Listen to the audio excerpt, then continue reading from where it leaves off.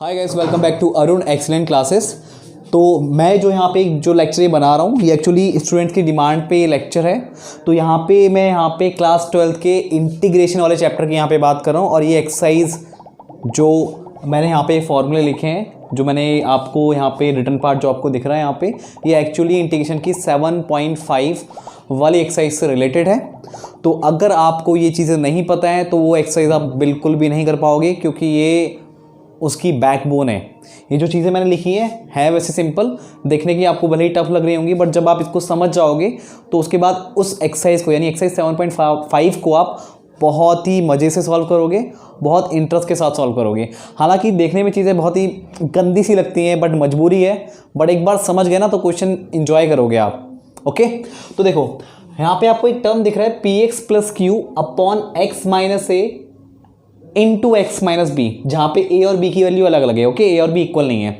तो देखो ये आप थोड़ा सा शॉर्टकट तोड़ोगे, इसको आप ब्रेक करोगे। तो इसको आप ब्रेक ऐसे कर सकते हो, a upon x minus a plus b upon x minus b, जहाँ पे ए और बी आपके क्या होंगे, कांस्टेंट होंगे। थोड़ा सा पचाना मुश्किल है कि मैंने क्या बोल दिया यार, ये तो ऐसे कैसे हो गया, ये कौन सी बला है। तो घबराना नहीं है, मैं आपको हल्का सा हिंट देता हूँ। जैसे 1 अपॉन आपका एक्स माइनस 2 है और x माइनस 3 है, ठीक है।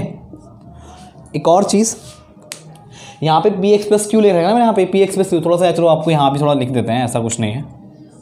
मान लो यहाँ पे x प्लस 2 है। अगर मैं ये वाले पार्ट को इस वाले फॉर्मूले से रिलेट करूँ तो यहाँ पे p क्या है, कोफिशिएंट ऑफ x, और यहाँ पे कोफिशिएंट ऑफ x क्या है, 1। तो p की वैल्यू 1 और q की वैल्यू कितनी है, 2। तो मैंने इसके जैसा यहाँ पे एक क्वेश्चन लिया जो मैंने आपको एक्चुअली बताया कि ये ऐसे ब्रेक होता है। अब होता कैसे वो आपको यहाँ पे बताता हूँ। तो सबसे पहले आपको ध्यान ही रखना है, जो ऊपर वाला नंबर है, जो ऊपर वाला आपका पॉलिनोमियल है और जो नीचे वाला पॉलिनोमियल है, तो वहाँ पे जो ऊपर वाले की डिग्री है वो नीचे वाले की डिग्री से कम होनी चाहिए। यानी इन शॉर्ट हम कह सकते हैं ये चीज़ हम तभी अप्लाई करेंगे जब ऊपर वाले यानी न्यूमरेटर में जो आपका पॉलिनोमियल है उसकी डिग्री नीचे वाले यानी डिनोमिनेटर में जो पॉलिनोमियल है उसकी डिग्री से कम होनी चाहिए। आप देखो यहाँ पे x की डिग्री कितनी है, 1, और यहाँ पे x की डिग्री कितनी आएगी, 1 नहीं है। दिस इंटू दिस, जब इसको मल्टीप्लाई करोगे तो x स्क्वायर बनेगा नीचे। तो x की मैक्सिमम डिग्री कितनी नीचे, 2, और ऊपर x की मैक्सिमम डिग्री कितनी है, 1। तो ऊपर डिग्री कम होनी चाहिए, नीचे डिग्री ज़्यादा होनी चाहिए, तभी आप ये अप्लाई करोगे, अदरवाइज ये अप्लाई नहीं करोगे। सबसे पहले आप डिवाइड करोगे।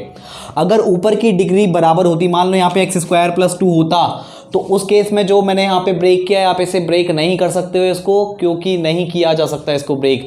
इसके लिए आप क्या करोगे, पहले इसको पूरा सॉल्व करोगे मल्टीप्लाई करके, फिर नीचे वाले फंक्शन से ऊपर वाले फंक्शन को डिवाइड कर दोगे।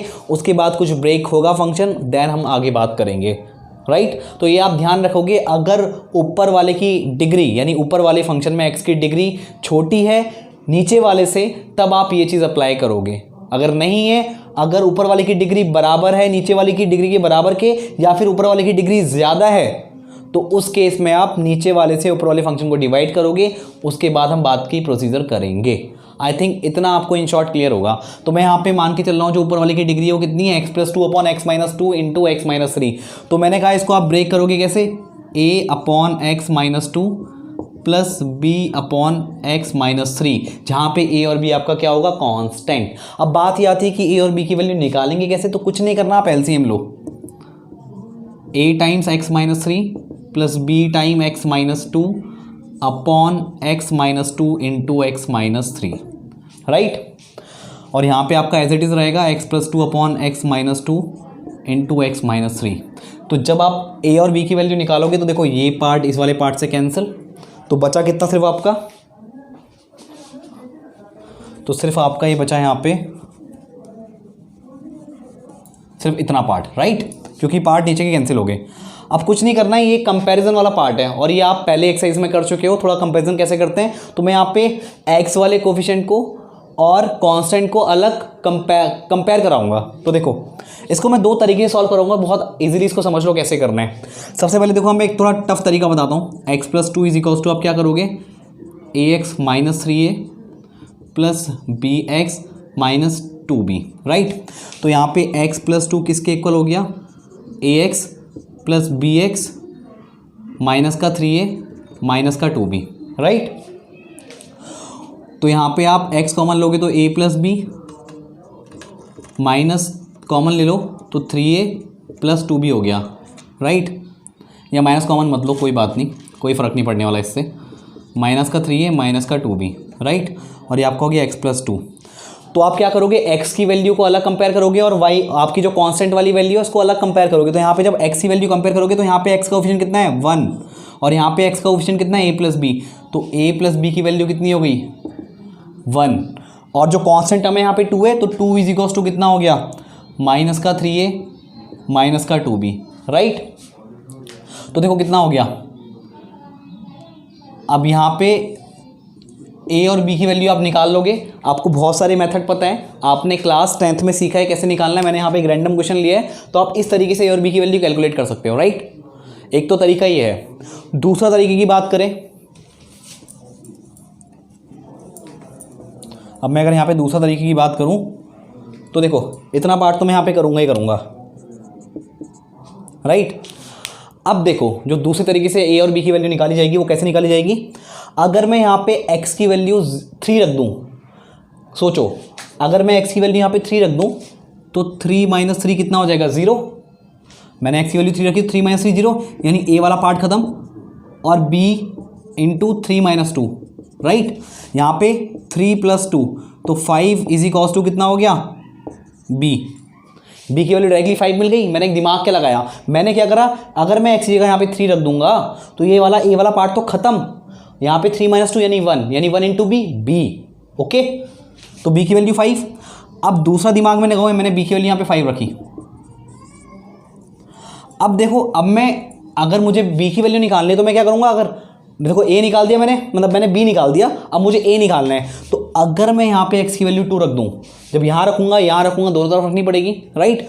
तो मैंने क्या रखी, x की वैल्यू 2 रखी, तो 2 माइनस 2 0, b वाला पार्ट खत्म, तो 2 प्लस 2 कितना आ गया ये 4, और a इंटू कितना आ गया, यहाँ पे आप 2 माइनस 3 करोगे क्योंकि आपने x की जगह कितना रखा है 2, तो ये 4 इज इक्वल्स टू माइनस का a, 4 is equals to minus का, यानी a की वैल्यू कितनी आ गई माइनस की 4। अब हमने एक बार यही इक्वेशंस निकाली, इनसे सॉल्व करेंगे टाइम लेगा, बट अगर आपको ये वाला मेथड पता है तो आप बहुत जल्दी निकाल दोगे। अब चेक करते हैं कि हमारी a और b की वैल्यू सही है नहीं है, क्योंकि अगर हमारी a और b की वैल्यू सही है तो ये इस इक्वेशन को सेटिस्फाई करेगी। तो देखो अगर मैं a की जगह यहाँ पे कितने रखूँ माइनस का 4 और b की जगह 5 रखूँ तो 1 आ गया। ऐसे में सॉल्व करता, देखो सेटिस्फाई कर रहा है इस इक्वेशन को, इसको क्या, इसको भी सेटिस्फाई करेगा। 2 इज इक्वल्स टू माइनस का 3 इंटू कितना रखोगे आप माइनस का 4 माइनस का 2 इंटू b की वैल्यू 5, तो देखो 2 ही आएगा, चेक कर लो, प्लस का 12 माइनस का 10 आ गया 2। अब आप खुद बताओ कि पूरा सॉल्व करके कंपेयर कराने में फ़ायदा है या हाथों हाथ वैल्यू ऐसी रखो जिससे हमें हाथों हाथ आंसर मिल जाए, उसमें फ़ायदा है। तो चॉइस आपकी है, आप कैसे भी सॉल्व करो। इसमें सॉल्व करोगे टाइम लगेगा, ऐसे करोगे तो काम आसान हो जाएगा, और सोचना आपके हाथों में है। तो तरीका मैंने आपको बता दिया कि मेरे को कितना मिला, a की वैल्यू -4 मिली, सॉरी मैं इसको यहाँ पर मिटा रहा हूँ।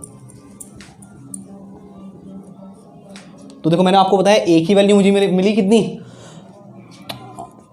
-4। अब इसे बता दो आप, मुझे a और b की वैल्यू निकालनी थी। तो मैंने इसको ब्रेक किया तो मुझे a की वैल्यू मिल गई -4 और b की वैल्यू कितनी मिल गई +5, राइट। अब बताओ इस पार्ट को जब मैंने ऐसे ब्रेक कर दिया, अब इस वाले पार्ट को इंटीग्रेट करना तो आसान है। देखो आपको एक्चुअली निकालना था integration of x + 2 upon x - 2 into x - 3 dx। आपने इसको ब्रेक करा कैसे, -4 upon x - 2 plus 5 upon x - 3 भार dx। कर लो इंटीग्रेट इसको, -4 बार dx अपॉन x - 2 प्लस 5 भार dx upon x - 3। Clear. Integrate करके कितना आएगा, हम थोड़ा ऊपर वाला पार्ट इरेज कर लेते हैं।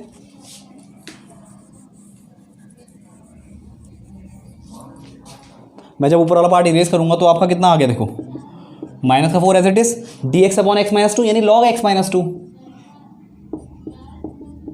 राइट। उसके बाद प्लस 5 dx अपॉन x - 3 यानी log x - 3, right. Plus c आप कर दो। अब बाकी और ज़्यादा आपको आंसर सॉल्व करने में इंटरेस्टेड हो तो एक काम करो, आपके ऊपर चॉइस है, इसको थोड़ा आप और सॉल्व कर सकते हो। log एक्स माइनस टू की पावर 4 पावर में चला जाएगा, और ये लॉग एक्स माइनस 3 की पावर 5 प्लस सी, तो लॉग ए माइनस लॉग बी यानी लॉग ए अपॉन बी, तो लॉग एक्स माइनस 3 की पावर 5 अपॉन एक्स माइनस 2 की पावर 4 प्लस सी आपका आंसर, राइट। तो इस तरह के क्वेश्चंस आप ऐसे करोगे। डिग्री वाला खेल मैंने आपको समझा दिया कि अगर ऊपर वाली जो आपका न्यूमरेटर है, न्यूमरेटर की डिग्री छोटी होनी चाहिए किससे, डिनोमिनेटर से, और अगर न्यूमरेटर की डिग्री इक्वल हुई डिनोमिनेटर से या फिर इक्वल से ज़्यादा हुई तो उस केस में आप पहले डिवाइड करोगे, उसके बाद आगे खेल खेलोगे, राइट। तो ये मैंने आपको तरीका बताया कैसे ब्रेक होगा। और एक और चीज़ मैं इसमें आप एक चीज़ और इंक्लूड कर दूं,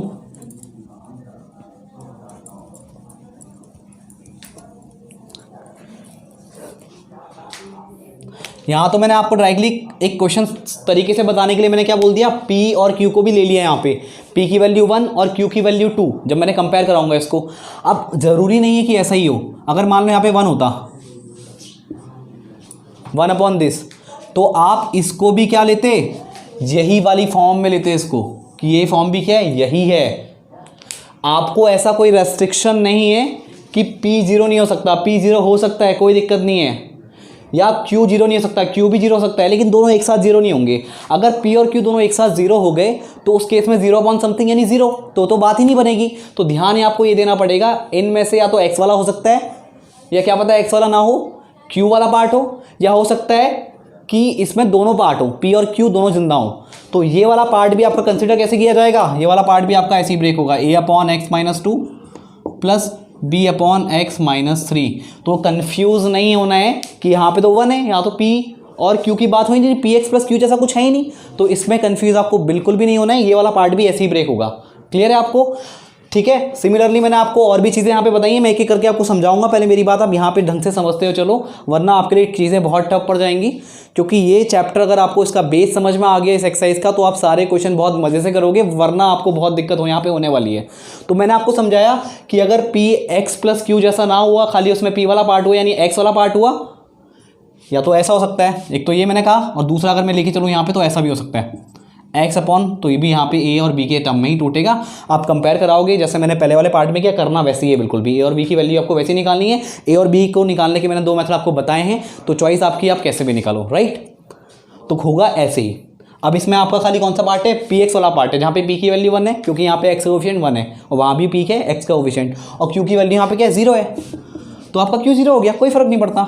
सिमिलरली जब आपका 1 था तो आपका पी 0 हो गया, तो 0 इंटू एक्स तो आपका 0। क्लियर। तो ये चीज़ भी आप ऐसे ही ब्रेक करोगे। अब आगे वाले पार्ट की बात कर लें। अब मैं अगर यहाँ पे सेकंड पार्ट यानी पी एक्स प्लस क्यू लूँ, यानी आपका जैसे मान लो ये वाला मैं सेकंड पार्ट लूँ, जैसे p x plus q upon x minus a का होल स्क्वायर, तो देखो यहाँ पे x minus a into x minus b था, 2 फैक्टर अलग अलग थे। अब यहाँ पे मान लो x minus a into x minus ए है, तो उसको मैंने लिख दिया एक्स माइनस ए का होल स्क्वायर। फैक्टर 2 थे बट सेम थे, तो उसका मैंने स्क्वायर कर दिया। तो उस केस में कैसे ब्रेक होगा, a upon x minus a plus b upon x minus a का होल स्क्वायर। और ये चीज़ गलत नहीं है, ऐसे ही ब्रेक होता है। ये आपका शॉर्टकट है कि आप कैसे कितनी जल्दी ब्रेक करोगे। ये चीज़ आपको दिमाग में रखनी है कि जब आपके फैक्टर अलग अलग थे तो आपका ऐसे ब्रेक हुआ, और जब आपका फैक्टर सेम हुआ तो a upon x minus a plus b upon x minus a का होल स्क्वायर, उसी का स्क्वायर अगले वाले पार्ट में। तो देखो इसका अगर एग्जाम्पल है तो कैसा हो सकता है, मान लो 1 अपॉन एक्स माइनस 2 का होल स्क्वायर हो गया। मैंने फिर से कहा आपको खाली पी, आप कहोगे पी एक्स प्लस क्यू जैसा क्यों नहीं है, यहाँ पे तो खाली आपने क्यू वाला पार्ट लिया है, पी वाला पार्ट खत्म। कोई बात नहीं, पी वाला भी हो सकता है, एक्स वाला भी हो सकता है, यहाँ पे ये भी हो सकता था एक्स अपॉन एक्स माइनस 2 का होल स्क्वायर। पर आपको चेक क्या करना है, ऊपर वाले की डिग्री कम रहेगी नीचे वाले से, तभी आप अप्लाई करोगे ऐसा। ओके, तो मैंने यहाँ पे 1 लिया, तो आप इसको ब्रेक करोगे, a upon x minus 2 plus b upon x minus 2 का होल स्क्वायर, राइट। या अगर ऐसा होता है यहाँ पे, तब भी आप यही करते। अगर 2x होता तब भी आप यही करते, और ए और बी की वैल्यू जैसे मैंने पहले पार्ट में निकाली, आप वैसे ही इस वाले पार्ट में निकालोगे, राइट। समझ में आया आपको, आई थिंक। अब तीसरे वाले पार्ट की बात करें। तीसरे वाले पार्ट में आपको बोला है p x square plus q x plus c upon x minus a into x minus b into x minus c है, राइट। अब यहाँ पे इसको ब्रेक किया हुआ है, a upon x minus a plus b upon x minus b plus c upon x minus सी।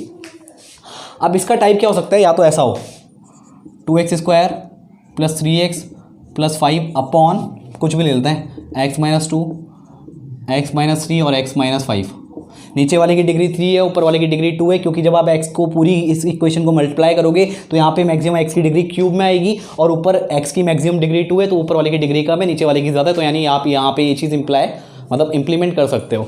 तो देखो ये आप लिखोगे a/x-2 plus b/x-3 plus c/x-5, right. इसको आप ऐसे ब्रेक करोगे। अब मान लो यहाँ पे सिर्फ यही होता, 2x स्क्वायर वाला ही पार्ट होता, तो भी आप ऐसे ब्रेक करोगे। अब मान लो 2x वाला नहीं होके क्या होता, 3x वाला होता, मान लो जो मैंने लिखा था यहाँ पे, तब भी आप ऐसे ब्रेक करोगे। और मान लो अगर क्या होता, लास्ट में खाली लास्ट वाला कांस्टेंट टर्म होता, ये होता, तब भी आप ऐसे ब्रेक करते, राइट। और कंडीशन लेते हैं, अगर खाली आपका क्या होता है 2x स्क्वायर प्लस 2x होता, यानी 3x ले लो, तब भी आप ऐसे ब्रेक करते, राइट। अगर 2x स्क्वायर प्लस कोई कांस्टेंट टर्म होता, तब भी आप ऐसे ब्रेक करते। और अब इस वाले को हटा देते हैं, 2x प्लस 3 होता, यानी आपका p वाला पार्ट हट जाता, यानी x स्क्वायर का कोफिशिएंट हट जाता, और खाली क्या होते, qx प्लस c वाले पार्ट होते, तब भी आप ऐसे ही ब्रेक करते। क्लियर? आई थिंक आपको मेरी बात क्लियर है, बहुत ढंग से समझ में आई होगी। अगर आप इस चीज़ को सीख गए तो आपको किसी टीचर की ज़रूरत नहीं है कि वो आपको एक्सप्लेन करे, राइट। हाँ, हो सकता है जब किसी ऊपर वाले की डिग्री बड़ी है किसी क्वेश्चन में, या इक्वल आ जाए, दोनों ऊपर नीचे डिग्री सेम हो, या ऊपर वाले की डिग्री ज़्यादा हो नीचे वाले से, तो उस केस में डिवाइड करते हैं, तो वो उसको मैं आपको बाद में समझाऊंगा। पहले आप यहाँ पर समझ लो आपको करना कैसे है। क्लियर? तो ये चीज़ भी आपको क्लियर है। इसी तरह जो लास्ट वाला पार्ट है, जैसे q p x square plus q x plus r x minus a का whole square into x minus b हो, तो उसमें भी आप क्या करोगे, जो नीचे वाला पार्ट है a/x minus a plus b/x minus a का होल स्क्वायर, क्यों, क्योंकि यहाँ पे इस वाले पार्ट का स्क्वायर है। तो जैसे यहाँ पे ब्रेक हुआ a/x minus a plus b/x minus a का होल स्क्वायर, बट यहाँ पे एक तीसरा टर्म नहीं था, तो तीसरा टर्म यहाँ पे हमने इंट्रोड्यूस करा दिया, तो तीसरे टर्म में आप एज इट इज़ ले लोगे c/x माइनस बी, जैसे यहाँ पे ब्रेक हो गया, ठीक हो गया। अगर d वाला पार्ट होता और यहाँ पे 4 फैक्टर होते, तो एक d/x माइनस डी कर लेते। क्लियर? सब सिंपल है, कोई टफ नहीं है। तो देखो इसमें आप ऐसे ब्रेक कर लोगे, और ज़रूरी नहीं है, देखो यहाँ पे खाली ये वाला टर्म के साथ भी आप यही लोगे, इस वाले के साथ भी यही लोगे, और खाली सिंपल टर्म होगा, नॉर्मल कांस्टेंट होगा, तब भी आप वैसे ही करोगे जैसे भी मैंने आपको बताया था, राइट। तो आप इसको ऐसे ब्रेक कर लोगे। अब बात आती है px square plus q x plus r upon x minus a into x square plus b x plus c. और ध्यान रहे ये वाला पार्ट फर्दर इसको हम फैक्टराइज नहीं कर सकते, मतलब वो उसके गुणनखंड हो ही नहीं रहे, यानी उसका फैक्टराइजेशन हो ही नहीं रहा है, राइट। तो आप क्या करोगे, a/x minus a plus b x plus सी, यहाँ पे b के साथ एक x वाला पार्ट रहेगा, प्लस c अपॉन ये पूरा फैक्टराइजेशन वाला पार्ट यहाँ पे आ जाएगा, जिसको मतलब पूरा ही आपका 2 डिग्री का पॉलिनोमियल इसके नीचे आ जाएगा, क्योंकि इसको आप फाइनली फैक्टराइज नहीं कर सकते। तो इस फॉर्म में आप इसको ब्रेक करोगे, और फाइनली इसके क्वेश्चन आगे हम करते रहेंगे। अभी तो खाली एक बेसिक आपको मैंने इंट्रोडक्शन दिया कि 7.5 आप कैसे शुरू करोगे, तो ये इसका बेसिक पार्ट था। अगर ये चीज़ आपको नहीं पता है तो आप इस वाली एक्सरसाइज को नहीं कर सकते, बिल्कुल नहीं कर सकते, राइट, क्योंकि एग्जाम्पल में डायरेक्टली उसने क्वेश्चन सॉल्व किए होंगे, ब्रेक किए होंगे। अगर ये चीज़ आप नहीं समझ पाए तो क्वेश्चन आगे सॉल्व होने से रहा मतलब नहीं होने वाला सॉल्व। आई थिंक आपको मेरी बात क्लियर होगी। तो आज के इस लेक्चर में बस इतना ही। Thank you.